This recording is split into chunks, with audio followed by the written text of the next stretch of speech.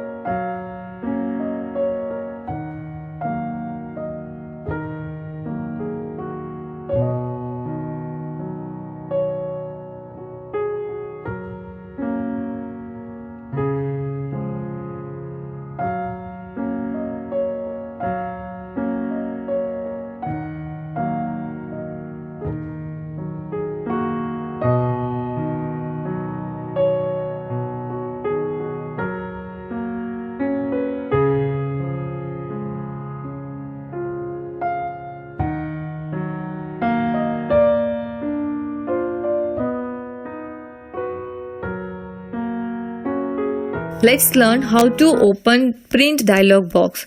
Print method is to print the content of the web pages. JavaScript does not have any print object or print method for output. So the print method print the content of the current window. It basically opens print dialog box which lets you choose between various printing options. It is not compatible with all the web browser. The syntax is window.print. No parameters are required and the function do not return anything. This JavaScript code shows a print button and then it shows the property of that web page in a sheet in which you are going to print it. Let's run this script.